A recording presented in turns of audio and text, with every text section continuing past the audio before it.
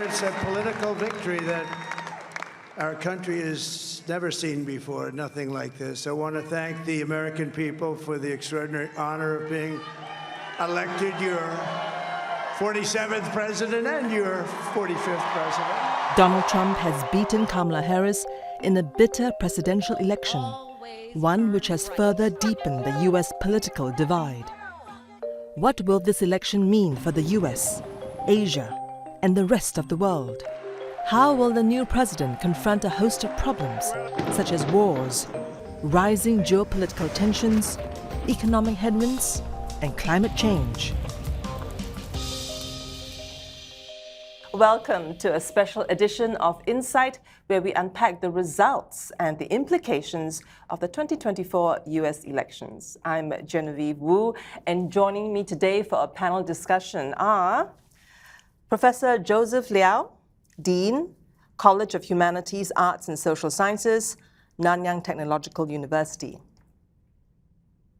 Drew Thompson, Senior Fellow, S. Rajaratnam School of International Studies. Angela Mancini, Partner, Head of Geopolitical Risks, APAC Control Risks. And last but not least, Professor Kishore Mahbubani, Distinguished Fellow, Asia Research Institute, National University of Singapore.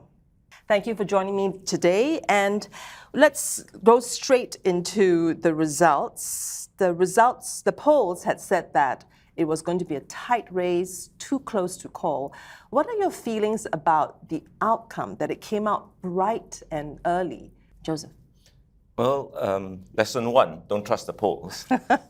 But jokes aside, I think what is interesting is if you cast your mind back to 2016, just before the election then, if you were to ask many Americans, certainly many Singaporeans, what are the chances of Donald Trump winning the election? I mean, you would be hard-pressed to find a lot of people who would think that he had a chance.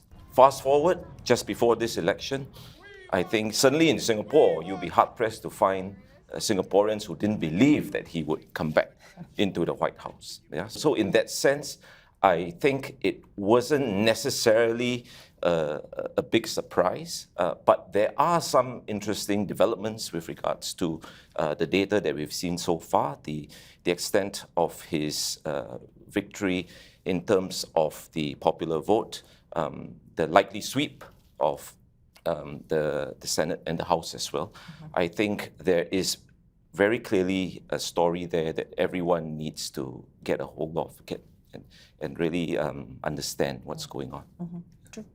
There was a lot of passion around this election, and I think many people strongly felt one way or the other about the candidate. And I think we see that sharp divide between supporters of one party or the other.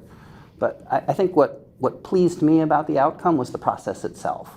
The fact that we did have a quick conclusion, that it was decisive, that democracy worked. And I think that probably is a really important signal, not just for what does this mean for the United States, but what it means for the world as a functioning model of governance. And now we'll watch carefully how the transition takes place. Angela, your thoughts? Yeah, what I find interesting is if you look at the statistics of around her campaign, the money she raised, which was record-breaking, the Get Out the Vote campaign, which was record-breaking, it was pretty extraordinary. And if you look at the enthusiasm that her voters had, including in the days in the run-up to the election, the Democrats really thought they had this. You know, I had some people say in the bag. Similarly, the Republicans thought they had it in the bag. So what I take away is both sides really thought they would win. Of course, we've seen a result that was a lot less close than we expected. But I think what that tells us is, indeed, there's been a shift rightward with the body politic. And you can have a conversation if that's around values or policy. So I think the Democrats and the body politic really need to think about the messages that are being told, the issues that really resonated, and how we move forward now from here. Sure. Kishore? The United States hasn't been as badly divided as it is today for a long time. And the divisions are very, very real. And it's very clear that what I would call the liberal East Coast establishment doesn't understand its own country at all. They completely lost touch with the people, especially in their heartlands. And none of them expected or predicted this kind of solid Trump victory. I think this is why we have to sort of figure out how is it the best educated, the most affluent middle class just lost touch with their working classes in their country. So speaking of a decisive victory, which we all agree on, what was it, you think, that was the one main message that resonated, that I suppose, coalesced the entire electorate so quickly? Well, I think one of the key issues was the economy, and the argument that the Republicans, that Donald Trump was putting forward, that he would handle the economy better. And that resonated with people who were struggling with everyday cost of living issues. Yeah? The macro data looked good, economic growth, job creation. But if you get down to the weeds, that's where you realize that a lot of people, I think, were sort of not feeling that they were benefiting from this apparent growth and boom in the US economy. I jump in and add, I think that's exactly right. And I think there's an issue between what the data says in terms of the economic recovery, which is happening, and the lived experience. So whether, when people drive past the gas station every day and they see the gas prices, even though they're at 3-year lows, it feels expensive to fill the car. You go to the grocery store, it feels that cost of living, has gone up. So I think that's a real issue. And I'd also add, with the advent of AI and technology, we're also seeing increasing job loss in the professional class as well. So I think it's a more broad-based economic concern and pocketbook issues. I think that's the key. The big theme for this election was really dissatisfaction. And I think there was dissatisfaction on both sides, and that really hampered the incumbent. So I think it's been well discussed that Vice President Harris had a very difficult time distancing herself from the incumbent and the party in power. So a lot of that dissatisfaction went to her. But I think the dissatisfaction is across the board, as Joseph said, with the economy, as Angela said, with people's sense of security, personal security in terms of income, inflation. So I think across the board there was great dissatisfaction, and that's what the polls said. And I mean, clearly, Trump's mantra of change, of disruption, was appealing to a majority of the voters. And Kamala Harris could not, I suppose, represent that change. I think one of the real challenges of her race was really defining what she stood for. Yeah. You could see a sort of arc of narrative that went back and forth between juxtaposition of her versus Trump. There was a lot, and that was kind of where some of the Democratic issues, she's the candidate for democracy, he's the criminal. That didn't resonate well, so then they switched, and then it became grocery bills, and that didn't stick, and then it just kept trying to find its voice, and it never really did. Right. So we had a figure, but we really didn't have a bumper sticker and a narrative to hang on it. Mm-hmm. Well, I think Drew is right. There was a lot of dissatisfaction. And I think 3 I words are the sources of the dissatisfaction, and Trump captured all 3 brilliantly. 1, immigration. People could feel it, around them, the sense of insecurity you're referring to, Drew. And the Democrats didn't realize how much angst that was causing. And Trump was hitting the right drum. And then there's that second I word is inflation. And certainly, when Joe Biden pumped, 1.9 trillion or whatever it is, which is good for the economy, but it also stimulated inflation. And for the Biden administration to pretend that inflation wasn't real, people could feel it's real. So there was a disconnect there. And the third I word, I would say, is identity. And here the wokeness of the Democratic crowd, all these he, she, they, them, they completely alienated the ordinary people. And one point that people can't speak about, because it's sort of politically incorrect to speak too loudly about it, is that many American males felt that masculinity was under threat in the United States. Mm-hmm. And this may explain how you have this spectacular divergence whereby Kamala Harris may end up getting 14 million votes less than Joe Biden. 14 million. What explains that huge gap? All right. So now that we know that President-elect Donald Trump will be in office as the 47th president, as well as he was the 45th president, what can we expect the difference to be, a Trump 1.0 and a Trump 2.0? But last time he came to power, two things were happening. One, he did have advisors around him who were traditionalists, the quote-unquote adults in the room. Those are now gone. And number two, he didn't really have a plan. He's not an ideologue, really. And so some of the early policy making, erratic, felt a bit of seat of the pants, things switched around. Now, as we know, it's been heavily reported that between the Heritage Foundation and the American First Policy Foundation, there are quite a lot of policies in place. So I think he'll hit the ground running. And I also think he comes back with a bit of a chip on his shoulder for some of the domestic enemies, and that's going to be really interesting to see how that plays out. I think, of course, one concern, as was pointed out, is the composition of his team. And whereas previously there were some more traditionalist type of policymakers from the Republican side of the House in the team, we really have to wait and see whether the Trump 2.0 is going to still have that element, or he's really going to sort of a major shift away from that. I think it's always hazardous to predict how President Trump is going to govern, react, respond. And I think that's a feature, not a bug, right? Yep. But what I think you're going to see, in addition to sort of the thematic issues, is really a very activist president, very involved president, involved in very big issues. He's going to challenge convention. He's going to take risks.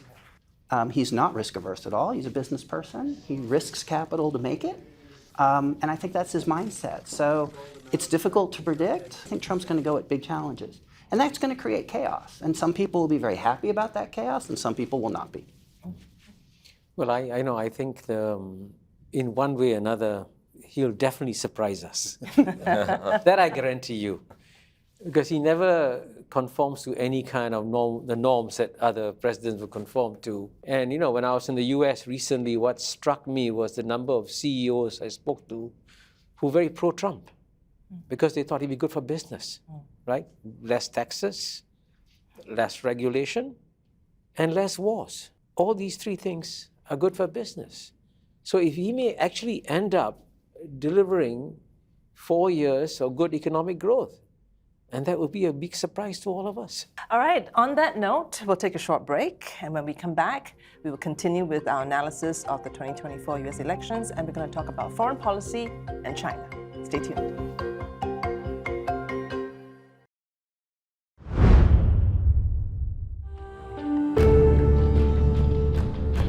A raging trade war between the United States and China. Tensions in the Taiwan Strait and South China Sea. And questions about the US Indo-Pacific strategy. Where will Donald Trump stand on these contentious issues? Welcome back. You're watching a special episode of Insight when we unpack the results of the 2024 US presidential election.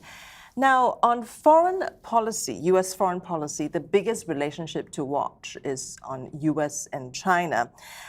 They are strategic rivals on many levels, on trade, on technology, on influence, on who has more friends. Trump 1.0 started a trade war with China. What's going to happen with Trump 2.0? Well, remember that when Donald Trump surprisingly won in 2016, even before he took office, one of the early visitors he had was Xi Jinping in Mar-a-Lago. And everyone thought, wow, maybe the US-China relations might have a wonderful 4 years. So as you know, the opposite happened. Donald Trump started the trade war with China. So I have absolutely no doubt, because the US-China contest is driven, by structural forces. It's not driven by personalities. It's one power becoming stronger, the other power pushing the other power down. So there's no question there'll be a lot of head-butting between US and China in the first 2 years. But I also predict that after maybe 1 or 2 years of head-butting, at the end of the day, Trump is still a very pragmatic person. So he's not as ideologically opposed to China in the way that the Biden administration was. The Biden administration had a kind of ideological bent in their policies towards China. He has no such ideology. At the end of the day, if he thinks what he's going to do is going to make America strong, I'll make a deal with China. So that's the paradox of Donald Trump vis-a-vis China. On his campaign trail, he's also already said that he will increase tariffs on China up to even 60% or even more. What do you make of that? I think if you go back and look at his last administration, he didn't just start a war with China over trade.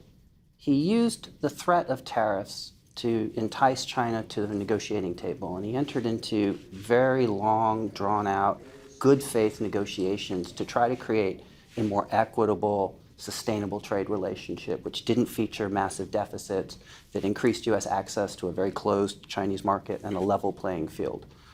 And they negotiated hard. And an agreement was reached, but it wasn't approved by the Politburo and Xi Jinping. And then the threatened tariffs stuck. So I could foresee a Trump administration using those threats of massive tariffs, because that's how Trump rolls, right? But the question is, can Xi Jinping compromise when he has an industrial policy that really precludes opening up his markets?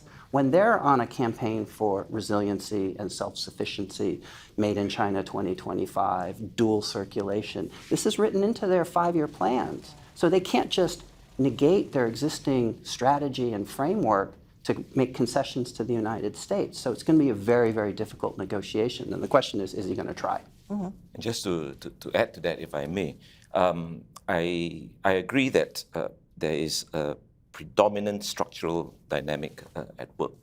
But the interesting thing also is we know that Trump personalizes foreign policy, and he likes to believe that it's part of the so-called art of the deal, right? And he says that he has a very good personal relationship with Xi Jinping. And on China's side, we know that Xi Jinping is certainly far more influential in decision-making than his predecessors were in a personal way as well. So it'll be interesting to see how Trump balances that out with the sort of structural dynamics that are very much at work between a rising China and incumbent United States. All right. So what are some of the key issues then that will define the U.S.-China bilateral relationship going forward? The thing we're watching for, obviously, it's going to be trade.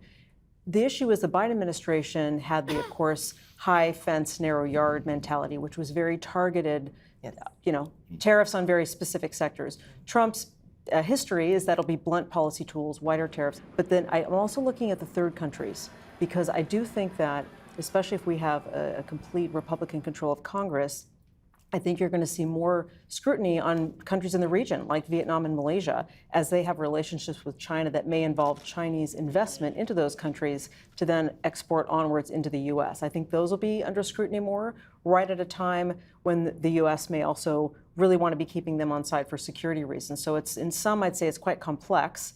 It's going to be trade related, but I think trade will move quite quickly into security. All right. Can I add one point? I would add what I call the Elon Musk factor. Because Elon Musk is clearly somebody who's developed some kind of personal relationship with Donald Trump, and Donald Trump has to send a thank you note to Elon Musk for his success. At the same time, Elon Musk is also the businessman who negotiated one of the most successful manufacturing deals in China. He knows what China's manufacturing capabilities are. And I've also spoken to some CEOs who are aware that even for American industry, if you want to go back to manufacturing, you still need to get the inputs and some technology in manufacturing from China. So there are actually realistic, pragmatic CEOs around also who will play a kind of role quietly behind the scenes, by the way. No one wants to be upfront saying, hey, I'm for working with China. But behind the scenes, there'll be the Elon Musk and others who will say, okay, we got to go head-to-head against China, but in some areas, we still got to work with China. Now, Trump, on his campaign speech, had said, campaign trail, had said that he will make Taiwan pay for its security. Now, how seriously should we take this comment, and what are the implications of that? I think if you look at how Trump approaches alliances in general, he wants to increase the contributions of those alliance partners. I think the more conventional way of framing that is burden sharing, whether it's Japan, South Korea, NATO, right? He wants allies to be more involved, but also contribute back to the alliance, so they're not just free riding. right? So when he says he wants other countries to pay, he's asking them to really contribute more to their own defense. So in a way, this is an actual opportunity for Taiwan and other countries to really demonstrate their own commitment to their own security and the contributions they make to an alliance towards an open, inclusive international order. And if you look, Taiwan has doubled its defense spending in the last 10 years in the Tsai Ing-wen administration. They are changing their defense strategies to make themselves more resilient, both as a society and an economy, as well as defense. So there's tremendous defense changes taking place in Taiwan that I think benefit the United States as well. The question is, are we going to see those same sorts of evolutions or maybe transformations in Europe? And I'm very doubtful. Right. Actually, if I can just add to that, on this issue of burden sharing, I think if you look at how the Europeans have tried to adjust or have struggled to adjust to that compared to East Asia, I think it's quite interesting because it's not something unexpected, right? I mean, it was being signaled by Trump 1.0 already. If you look at East Asia, whether it's Taiwan, whether it's Japan, whether it's Korea, Singapore, Philippines, the countries in the region have, in a sense, taken it in their stride. It's not their preferred context and situation, but they have adapted, I think, much more effectively than Europeans. Well, I agree with Drew that the Taiwanese have stepped up their activities and so on and so forth. But at the same time, I mean, Joe Biden was very categorical, right? Across the Taiwan Straits. We will defend Taiwan. We will defend Taiwan 4 times, removing the strategic ambiguity. I don't think Donald Trump is ever going to say directly, I'm going to defend Taiwan. At the end of the day, everything for him is a card on the table that he can negotiate with. And so Taiwan is going to become a negotiating chip. And that's not something I, as a Taiwanese, will be very happy about. Moving closer to this part of the world, the Indo-Pacific Economic Framework, that's the IPEF. Now, Trump dumped the Trans-Pacific Partnership when he came into office, 2016. And what will be the fate of IPF and the consequences this time around? I tell you, if the IPEF dies, no one will notice. It's already dead. Because there's nothing there. Already dead. I mean, there's no trade component. There's nothing there. So even if Trump kills it, he's not killing anything active at all. There's nothing much to kill. All right. On that note, we'll take a short break. When we come back, we'll talk about global conflicts and the U.S. role in this under a new president. Stay tuned.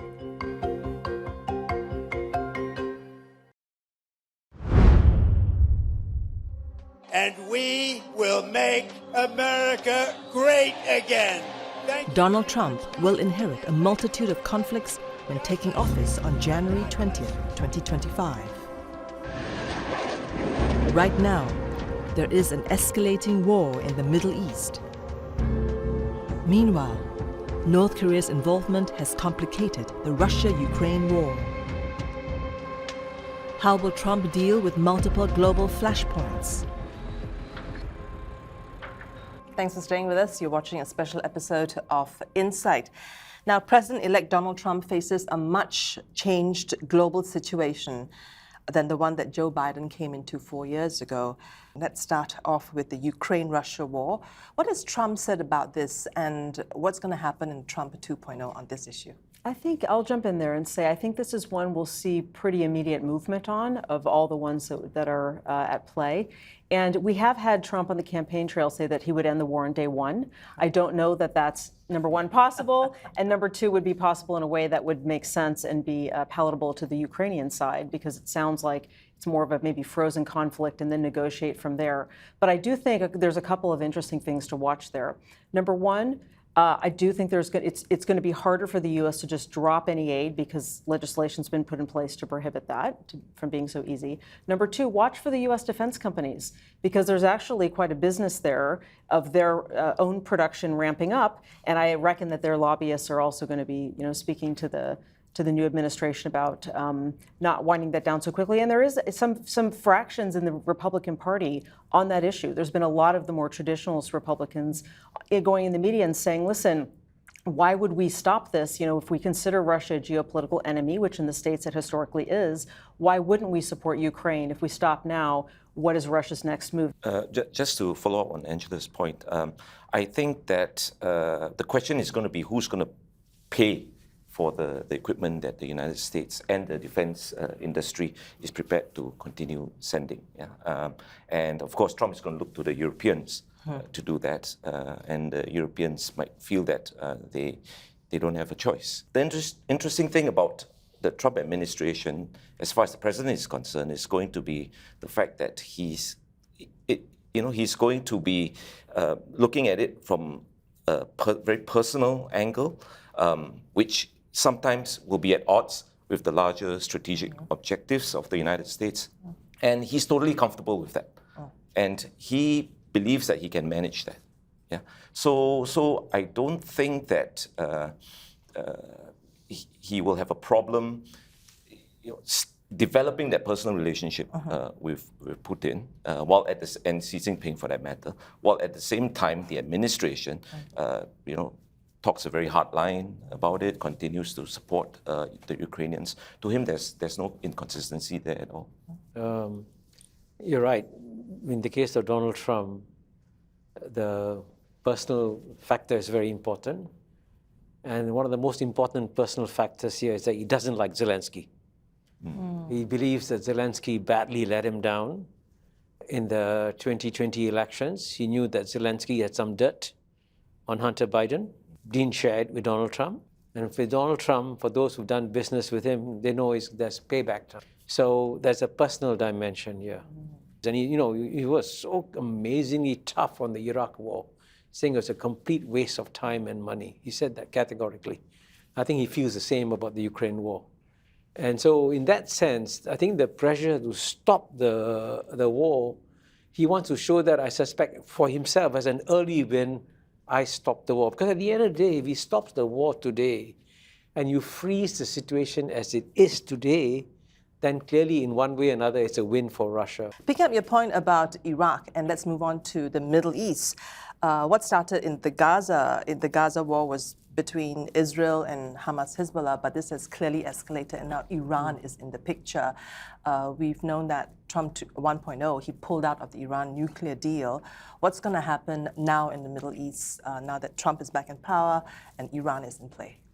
I think the thing to watch is going to be how he handles Iran and the proxies. And one conflict that I think is worth really watching is how he handles the Houthis and the Red Sea security issue, right? Which affects trade, which affects sea lanes, and which I think the Biden administration and the Obama administration before that, and the first Trump administration all played very defensively. And we've seen a real threat to international commerce, shipping, supported by Iran. But very little reaction. We've been shooting missiles being fired at us with not much ground game. And we've actually prevented the Saudis from going in on the ground and actually affecting change. And if you look at how Trump dealt with ISIS compared to the Obama administration, right, Trump is not worried about the risks. He's focused on the effects. So he's, I think, prepared to delegate authority to military officials to go and resolve problems like he did in Syria, like he did with ISIS. I think I'll jump in and say, I think another interesting angle to watch when we think about the Middle East, of course, is Israel. Because, Netanyahu and Trump have a strong relationship, apparently. I think historically, the U.S. has thought their own foreign policy priorities would take precedent.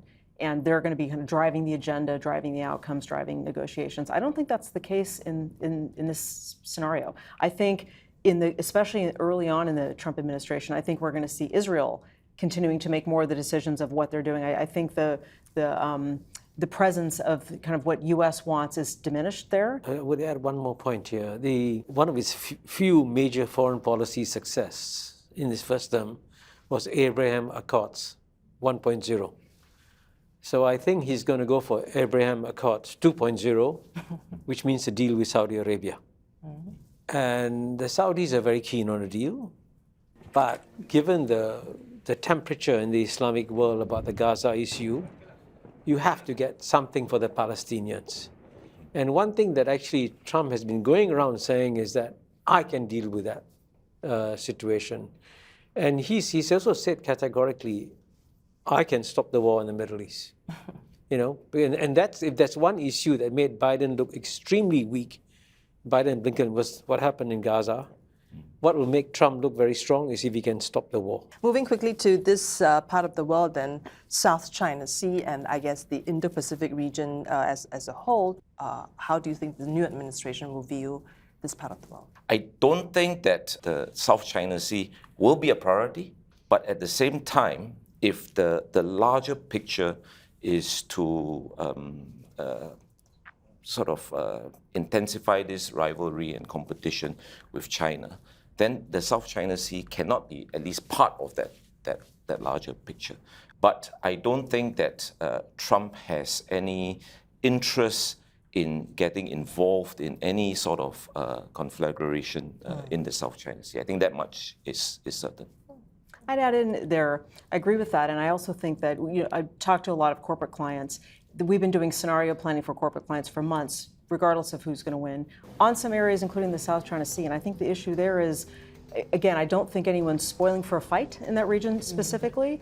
The risk is the miscalculation, the miscommunication, right? So again, we're in a world now where supply chains are, and business world is more interconnected than ever, and there's less room for error that would also impact business. Because under the Biden administration, they were careful and were willing to set up guardrails, right, in terms of preventing miscommunication, miscalculation.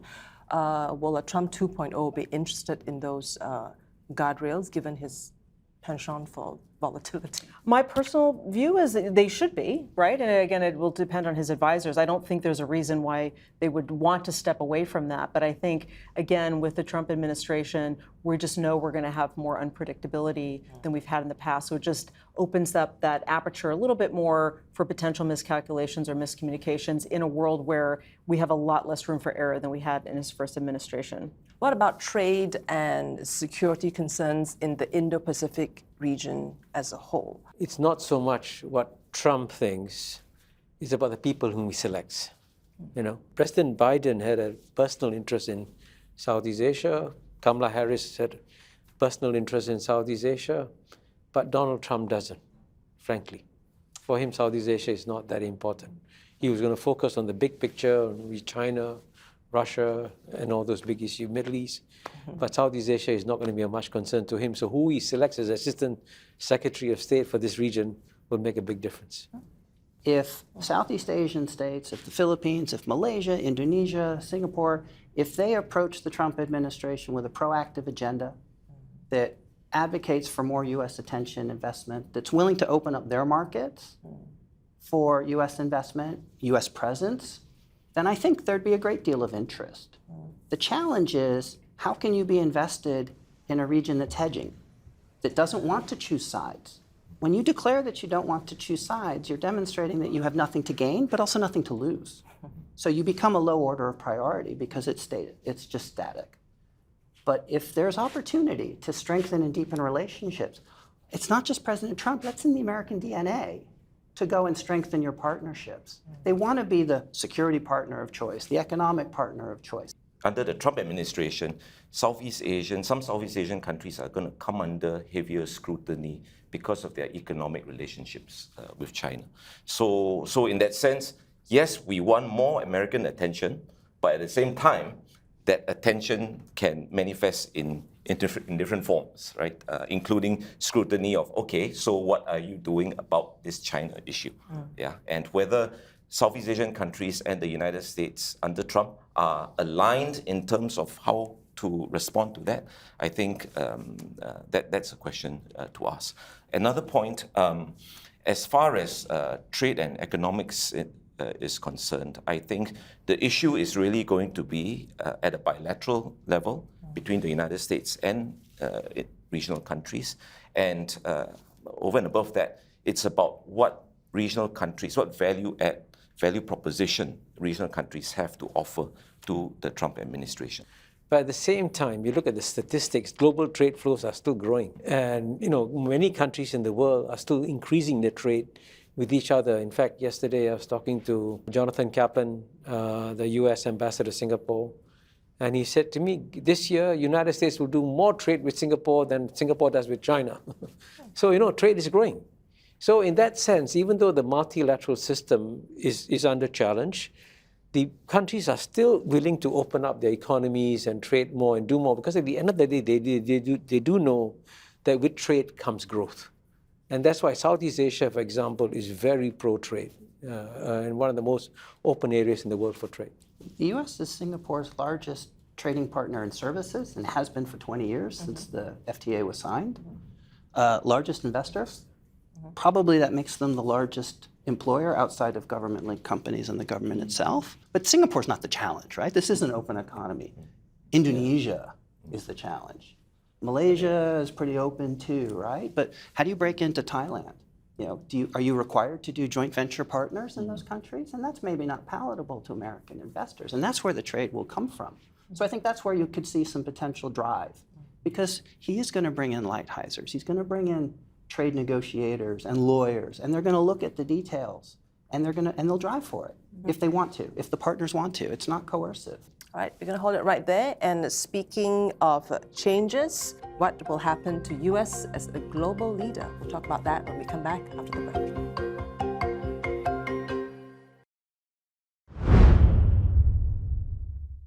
Welcome back. You're watching a special edition of Insight. Now, in Trump's first term, his mantra was America first. Under that, it appeared that U.S. was getting isolationist. He was estranged from NATO. He pulled out of the Paris Climate Accords. Now that he's once again commander-in-chief, what will happen to these alliances? What happens to Quad? What happens to AUKUS? Does he have an appetite for such alliances? Maybe I'll start.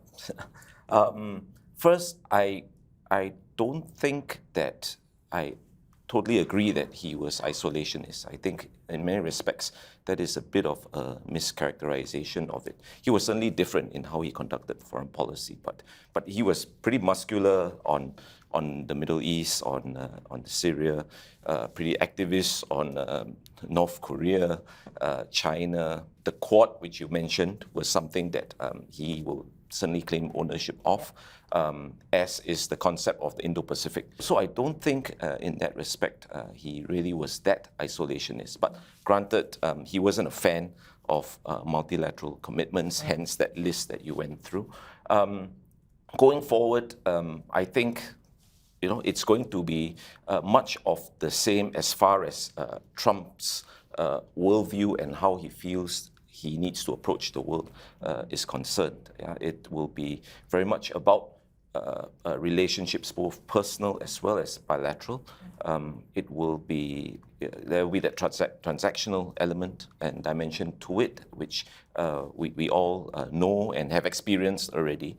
So I think these will be the key features. And the last thing I'll say, of course, is that a lot also depends on who his team is going to be and how they would want to conduct the sort of nuts and bolts of foreign policy. I agree with what Joseph just said, and I'll add another angle as well, and that is the bilateral relationship on the other side. So as we know, we've talked about it, Trump, of course, is transactional, has a preference for bilateral relationships, has a preference for very personal relationships. So when you think about something like the Quad, how does his relationship with Modi in India go?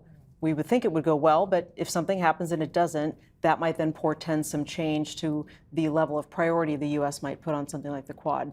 I'm also looking at what happens in Europe, because he has strong relationships with far-right populists like Viktor Orban.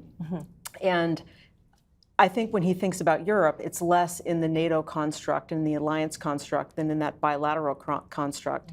And what's interesting is the personal relationships that he may value may not all sit in the same place in terms of where the constructs are. So I think how that plays out will be interesting. And then also, as we see the continued rise of the far right in places like France and Germany, how does that then play into some of the important European bilateral relationships, which of course then impact some of the alliances?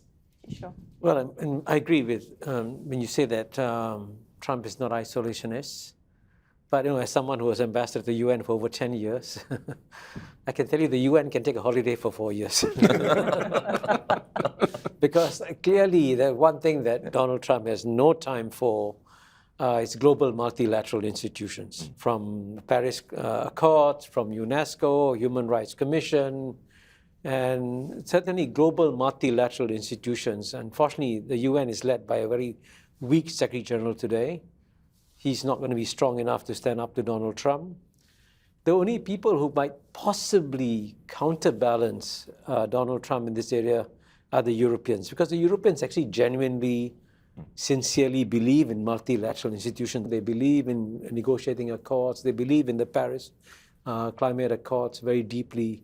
So that's where if there's any possibility of anyone trying to tell Donald Trump, hey, don't give up on every global multilateral institutions, you have to see whether the Europeans step up to the plate.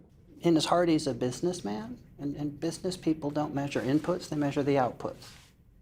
Right? And I think, unfortunately, often in diplomacy, you get that input focus. We had a meeting, we have an organization, institution. We don't focus on what it achieved.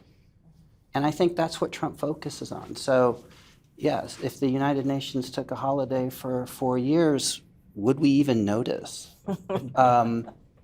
But Trump is looking to have an effect. He's looking to make change. As we started this conversation, he's a change agent. And I think that can be very disruptive, whether it's positive or negative. That could be just perspective. So I think we all agree there will be a strong bilateral diplomatic relationship built by the United States in a network throughout the world.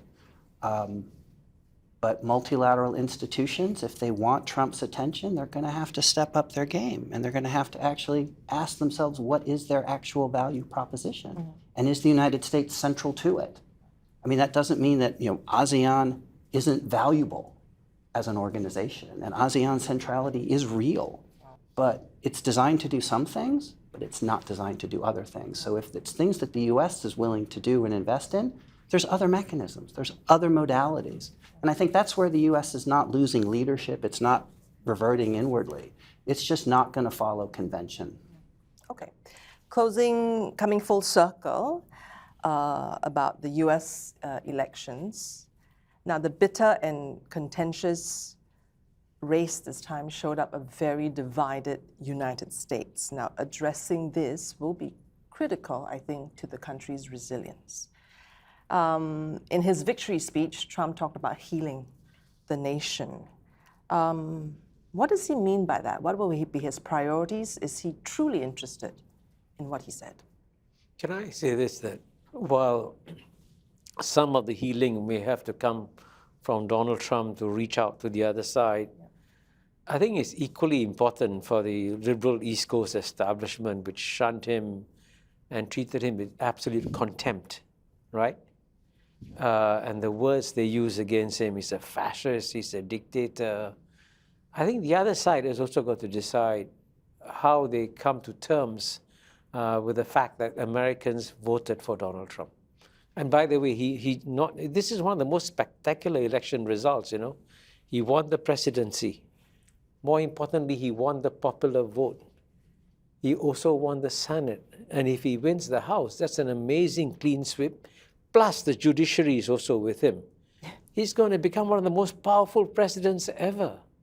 But if the other side refuses to accept him with any degree of legitimacy, then there's a danger the Civil War may continue. I think he sure makes a great point about the Democratic Party needing to think about how the results were so different than what they expected. But I think to your point about being, going towards unity, we've never seen that before with Donald Trump. I'm interested to see what is his inauguration speech, how does he govern? But again, as recently as the days running up to the election, when they put the comic on the stage that made utterly racist and divisive comments to a public that, they allowed that to happen. I think if he really wants, and let's see, we can't predict the future, but if he really wants to unify the country, there needs to be a radical rethink in how Trump and the people around him define how they actually go out and reach a swath of the people. All right. And on that note, I'm going to ask you for perhaps one final observation or key takeaway